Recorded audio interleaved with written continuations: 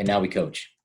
And we just kind of went through some advice on recruiting, but what's some advice we can give, kind of avoiding some of the X's and O's of the sport, but advice on just the intangible things and the process of being an athlete, that the ups and downs of it at the next level, at the college level. Any high school athlete, what advice would you give either your former self as a high school athlete or your own athletes about being a college athlete, being in this sport for 8 or more years and continuing to find success despite all the challenges it can have, and what some of those challenges might be? So I guess I'll whittle that down a little more narrow. Starting with just consistency and patience. Anyone want to talk to just those 2 words and what they mean to you as either an athlete or now a coach when you're talking to your athletes and the importance? I want to hear Chai on this. Yeah. Well, you guys were talking. I was just thinking about Geneseo and how lucky I was that Woodsy recruited me, because he was the only coach that really recruited me. I wasn't a great lucky high school for him runner. Too. Yeah. And how difficult that would be for me, because as a high school athlete, I loved running. I was all about running, but my PR was a 9:58 in the 3200 and a 4:38 in the 1600, which is not, lighting the track on fire by any means. So what would I have done if, I couldn't have gotten on the Geneseo team? I'm constantly telling all my student athletes, like, that you have to be patient and just don't give up. It's almost like the nature of being a distance runner can be applicable to so many parts of life. It can be applicable to racing, can be applicable to training. It can be part of applying to college, and either getting into the college or not getting into it is just not giving up. Like, if I went into a marathon and I thought to myself, oh crap, Galen Rupp's in this race, like, he's going to smoke me. Chances are, yeah, of course, he's, a professional athlete. But I go into the race thinking like, hey, I'm in this race. I've got a shot at this, even if I'm seated 182nd, which I was at the trials. You just, no matter what you do, always go into it, with the idea that you can actually succeed. Because if you go into the race or whatever you're doing, kind of talking yourself down, which is easy to do, because, if you don't want to set yourself up for failure, it's hard to do sometimes. So for me, it's just been kind of being patient, all the things you guys have talked about, the process. And I can't thank Woodsy enough. My life was changed going to Geneseo completely. After I ran Boston Marathon in 2012 and finished 11th, second American, one of the first people to call me was Woodsy. And, he was just telling me how proud he was of me. And it just meant so much to me, having him call me, because he really cares. It's like what Shane was saying, he really cared and he loved me. And that's kind of what Geneseo was all about. It's hard to describe almost. It's the aura of the culture at Geneseo. I'm sure they have that at other colleges, but Geneseo has just been phenomenal. And, Dan Moore, he was a similar high school runner to me. Woodsy did such a good job recruiting from small schools like Oakfield, Alabama, Mount Morris, Geneseo, all these small, Ticonderoga, even though they had some studs, all these small rural schools that maybe other college coaches would overlook. And he took all these small Class D schools and was able to make, a really solid team. I just have so much respect for him as a coach and as a person. I don't know. Yeah, if I can piggyback off on that. If I can go back and look at my former self and give myself advice to high school runners, is don't put limits on yourself. Most of us, in high school, it's the 1600 or the 3200. It's the 1500 or the 3K. I came into Geneseo like, I'm a miler. That's the glamorous event. That's the one that we want to all be really good with. But I had to quickly realize I am not a miler. If I put limits on I'm a miler and try to stick to my guns, then I would have shortchanged myself. Just having an open mindset, I went in and basically just realized I come in from a very small school. I mean, Chai was talking about his high school PR. My high school PR was 1019. Like, I was bad. I was really bad.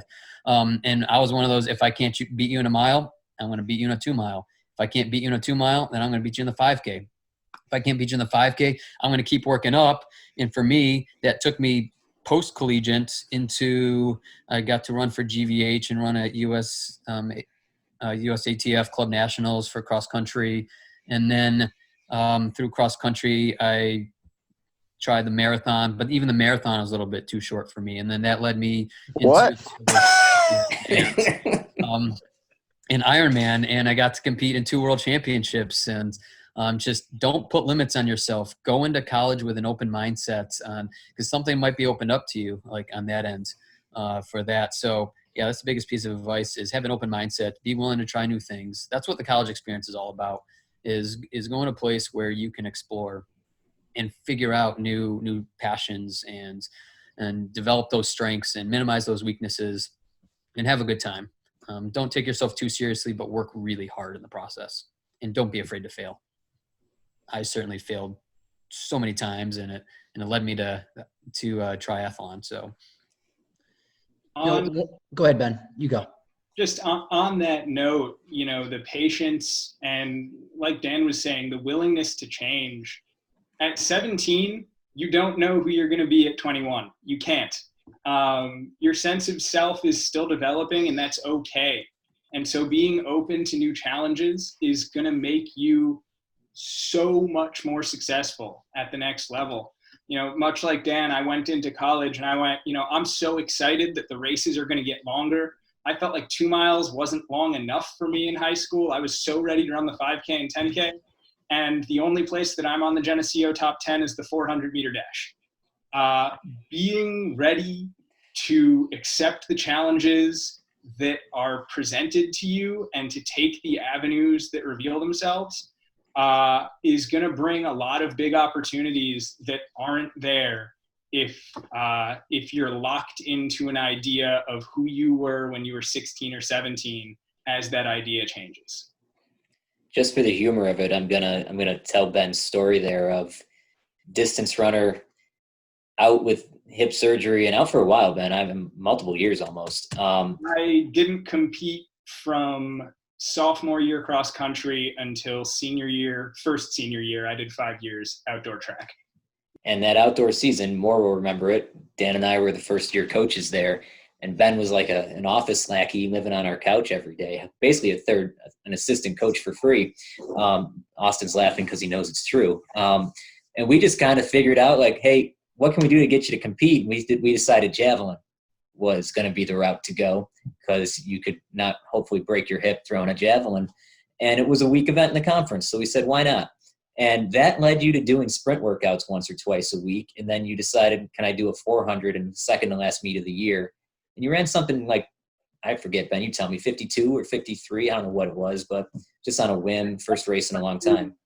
I got a text from you asking if the FAT was broken, because I ran a 53, which you sort of believed, but then I ran like a 23.5 in the 200, and you just kind of went, oh, that couldn't have been possible. Yeah, something.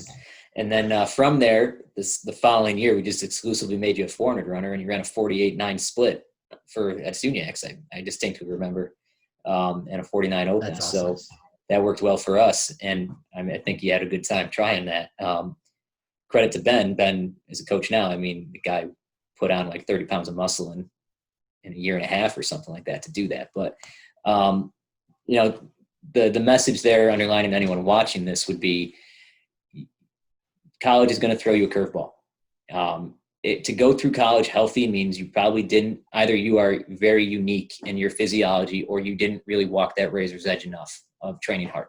And that's just something I believe that you got to there's smart ways to do it, but you got to push yourself to a limit and then go beyond it over time to get better.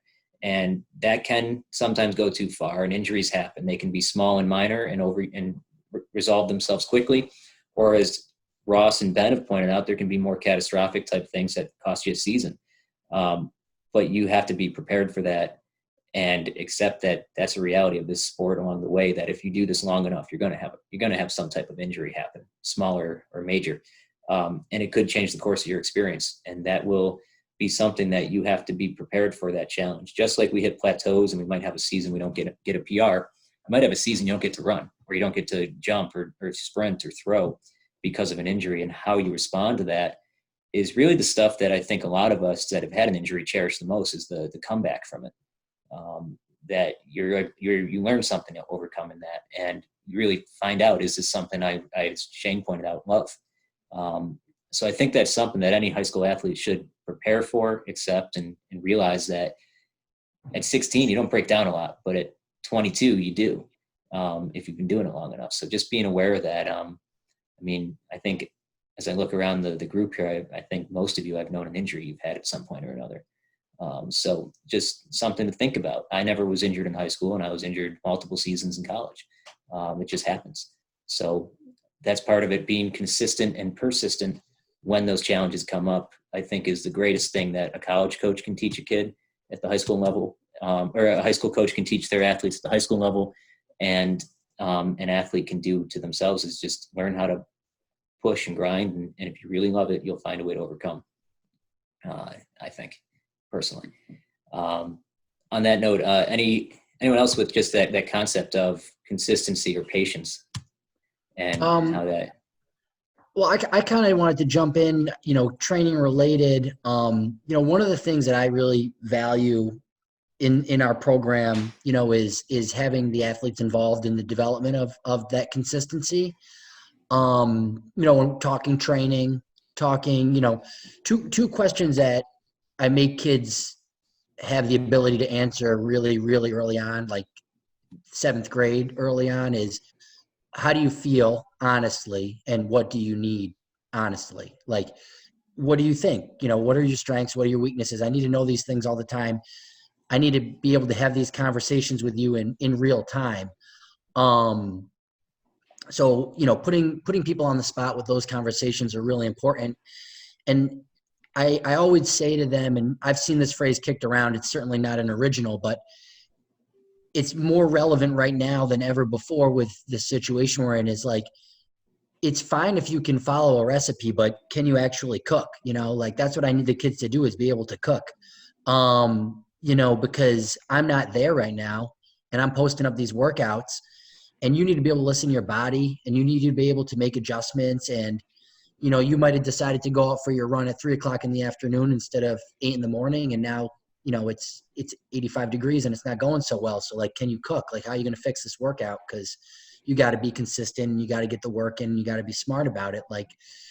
So by teaching your athletes, and athletes being able to understand, how do I feel and what do I need in real time, it makes you a better runner in high school, but it's going to make you a better runner in college too, to be able to walk that line, but hopefully not get a real injury. Hopefully be able to communicate to your coach and have the flexibility to understand. Ross was an expert at this because he learned quickly, right? What do I need? I need to be able to be fast. Like, Ross is trying to run 3:45-ish, as a dream goal, probably in the 1500. Like, what do I need? I need to be able to run 60-second quarters. But how do I feel? I can't run more than 30 miles a week. So how do we figure that out?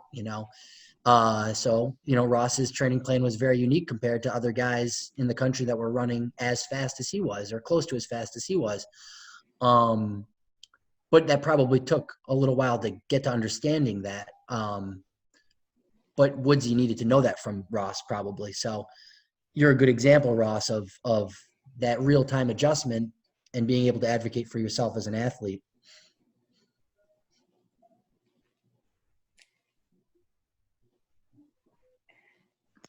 Yeah. Yeah. And, I think that I take that into being a high school coach too, because, there's no such thing as a one-size-fits-all program for everybody. So. Right. Yeah. Guys, we've been running for a while now on this. So I think we actually kind of combined the two things I wanted to touch on with advice. which was consistency and patience, and the second was adversity and challenges.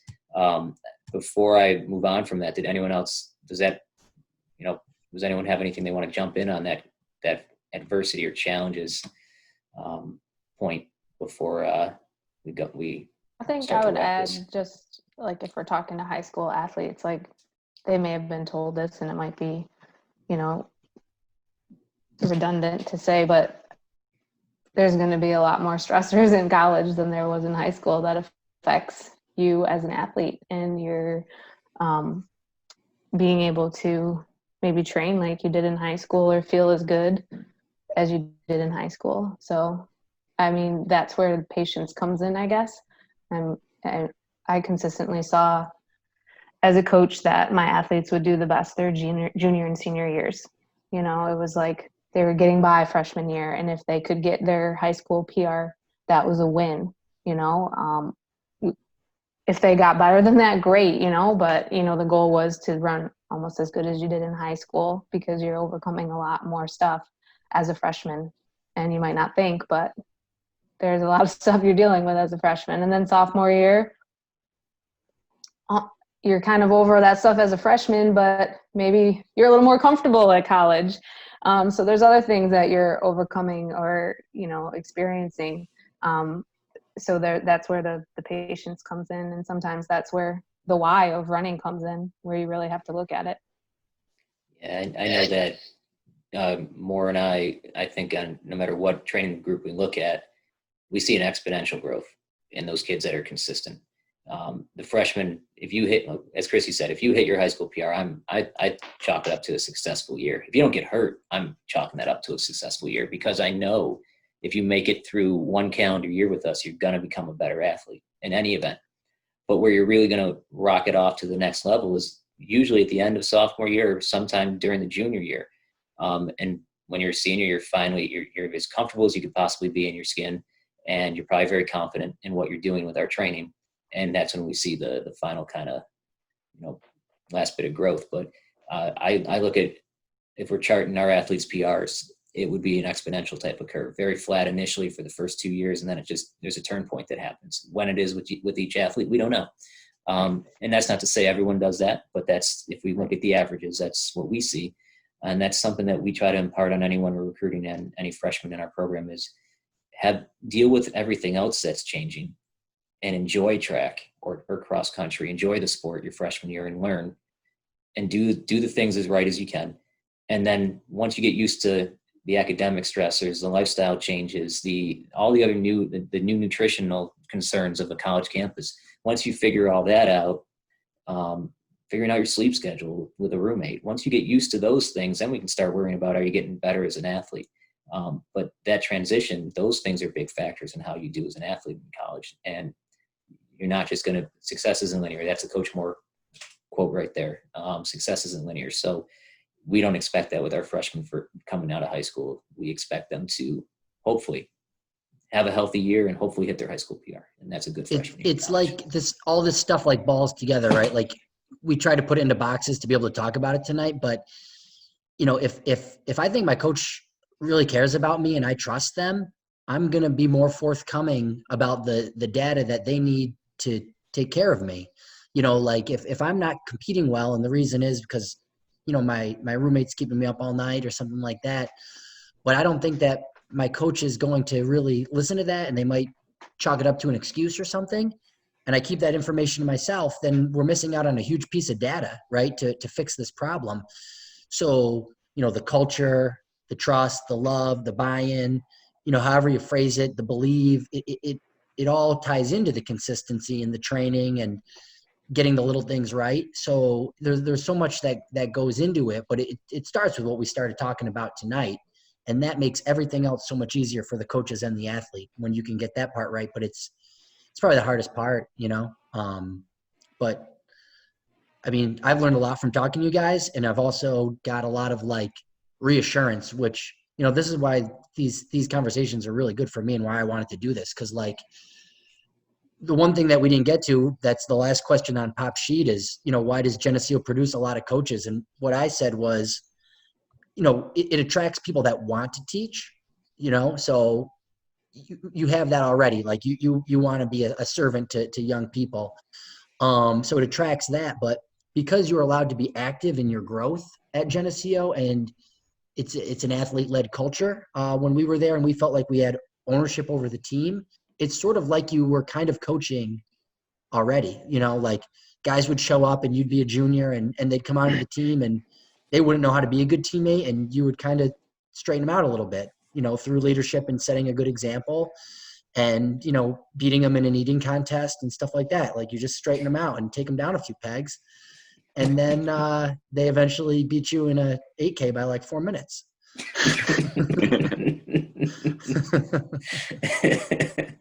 That's good, Shano.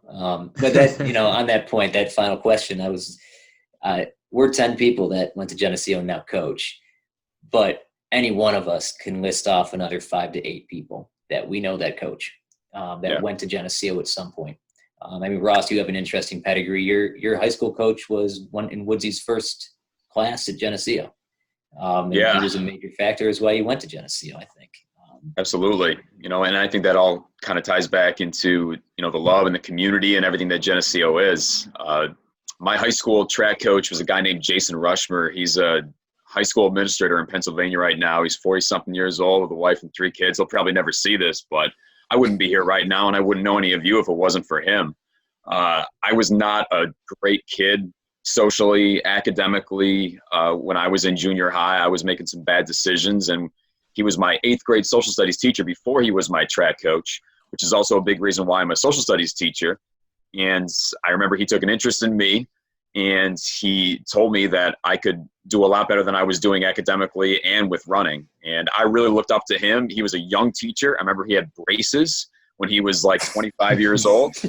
But I also remember that he could break 2 minutes in the 800 and bench 300 pounds. So this guy was Superman to me.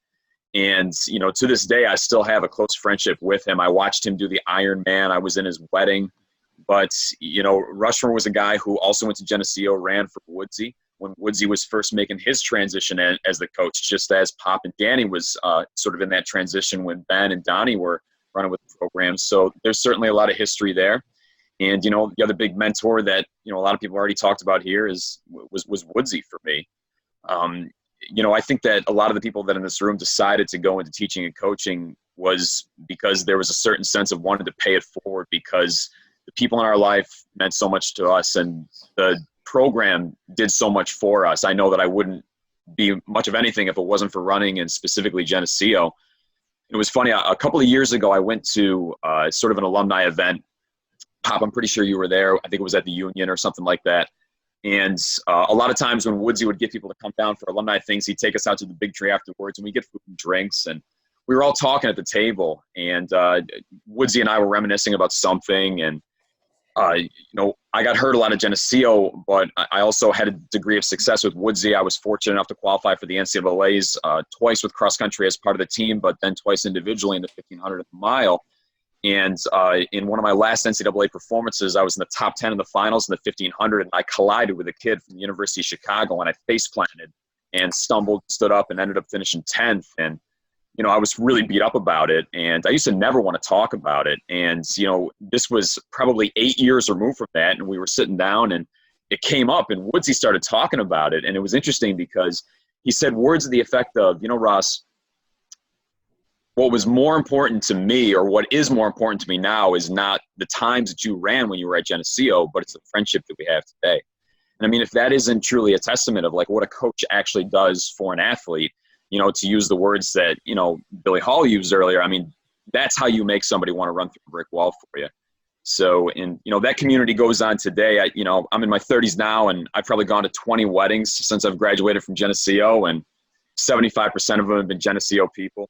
And, outside of my immediate family, the most important people in my life are from Geneseo. And, some of them are in this room. And, somebody like Donnie, who I didn't even run with at Geneseo because I'm about 10 years older than him, we formed a friendship through that community and through that bond as well. So it's a pretty cool thing. Yeah, I think that's certainly a major influence on why there's so many coaches. Shane, you touched on the other factor of the education major, but I wasn't a teacher. Moore wasn't a teacher. Chai didn't start out that way. Ben wasn't education at Geneseo, it was English. I mean, there's so many of us that weren't education also. So it's just an interesting thing to ponder. Since Dan and I have started coaching at Geneseo, I think we've graduated, or of the athletes we've seen graduate, I think we're close to double digits on most of the coaches already, and many at the college level. Granted, we employ 3 or 4 of them, but we've seen a number move on to coach already just in that short span of time. And then looking backwards, I mean, at one point I was able to count actively over 30 coaches at the high school level in New York State that were Geneseo graduates that competed for that GXC GTF program. So it's an interesting thing to ponder as to, we talk about why, but I think we've kind of gone through 2 hours as to why. We're just 10 of the faces, but it's certainly a fun thing that we got together to do this. As Shane said, I picked up a fun couple of tidbits here that are nice to hear, and maybe some quotes I'll take with me to use in coaching, but hopefully you guys enjoyed it as well.